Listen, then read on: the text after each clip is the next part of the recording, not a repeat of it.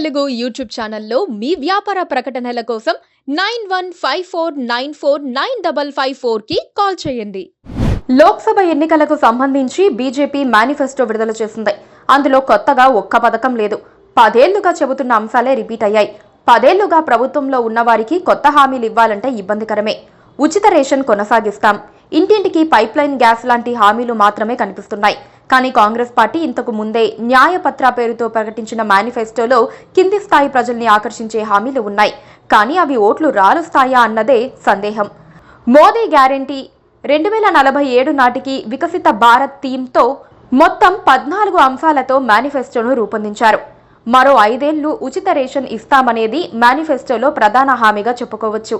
అలాగే 3 కోట్ల ఇళ్ల నిర్మాణం, పైప్ లైన్ ద్వారా ఇంటింటికి వంట గ్యాస్, 70 ఏళ్లు పైబడిన వృద్ధులకు ఆయుష్మాన్ భారత్లో భాగంగా 5 లక్షల వరకు ఉచిత వైద్యం, ముద్ర రుణాల పరిమితి 20 లక్షల రూపాయలకు పెంపు, దివ్యాంగుల ప్రత్యేక అవసరాలకు అనుగుణంగా ఇళ్ల నిర్మాణం, ట్రాన్స్జెండర్లకు సైతం ఆయుష్మాన్ భారత్, 3 కోట్ల మంది మహిళలను లక్షాధికారులుగా మార్చే ప్రణాళిక, మహిళా పారిశ్రామికవేత్తలకు ప్రోత్సాహం, డైరీ సహకార సంఘాల సంఖ్య పెద్ద సంఖ్యలో పెంపు, కూరగాయల సాగు, నిల్వ కోసం కొత్త క్లస్టర్లు నిర్మిస్తామని తెలిపారు.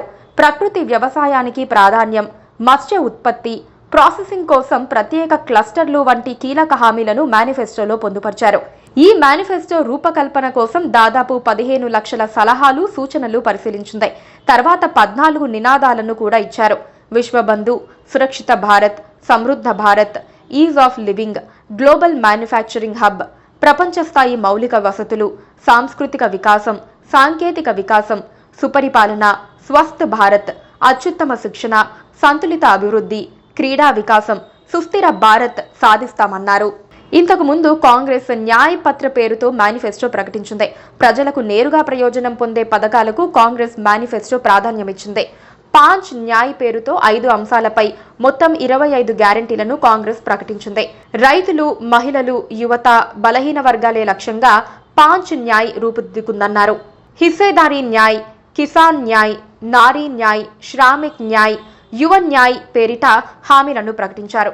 పంటల కనీస మద్దతు ధరకు చట్టబద్ధత కల్పించడం, రైతులకు వడ్డీ లేని రుణాలు, ప్రస్తుతం కేంద్రం అందిస్తోన్న సాయం పెంపు, యువత కోసం 30 లక్షల కొత్త ఉద్యోగాల కల్పన, ప్రభుత్వ లేక ప్రైవేటు రంగంలో 25 ఏళ్ల కంటే తక్కువ వయసు ఉన్న ప్రతి డిప్లొమా లేక డిగ్రీ హోల్డర్లకు అప్రెంటిస్షిప్ శిక్షణకు 1 లక్ష సాయం, 30 ఏళ్ల లోపు యువత, స్టార్టప్లకు నిధులు సమకూర్చడానికి 5,000 కోట్ల కార్పస్ ఫండ్ ఏర్పాటు, పేపర్ లీకేజీల నివారణకు ప్రత్యేక చట్టం, మహిళల కోసం నిరుపేద కుటుంబంలోని ఒక మహిళకు ఏడాదికి 1 లక్ష సాయం వంటి 25 హామీలు ఉన్నాయి.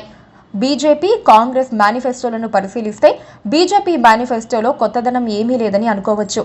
ఇతమిద్ధంగా ఈ సాయం చేస్తామని ఒక్క పథకం ద్వారా ప్రజలకు భరోసా లభించదు. చాలా రాష్ట్రాల్లో రేషన్ ₹2 ఇస్తున్నారు. అలాంటప్పుడు ఉచిత రేషన్ అనేది ప్రభావం చూపే అంశం కాదు. కానీ కాంగ్రెస్ పార్టీ మాత్రం నేరుగా ప్రజలకు లబ్ధి పొందే పథకాలను ప్రకటించారు.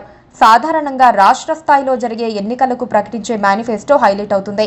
కానీ ఈసారి జాతీయ పార్టీలు ప్రకటించే మేనిఫెస్టోలపైన ఎక్కువ చర్చ జరుగుతోంది. అన్ని వర్గాలకు దశాబ్దాలుగా ఆశ చూపిస్తోన్న హామీలనే రాజకీయ పార్టీలు అటూ ఇటూ తిప్పి చూపించాయి. ఇందులో ఎంత మేర ప్రజలు నమ్ముతారో స్పష్టత లేదు. గెలిచే పార్టీకి ఈ మేనిఫెస్టో చూసి ఓట్లు వేస్తారా అన్నది కూడా అంచనా వెయ్యలేం. కానీ ప్రశ్నించడానికి మేనిఫెస్టోలు ఉపయోగపడతాయి.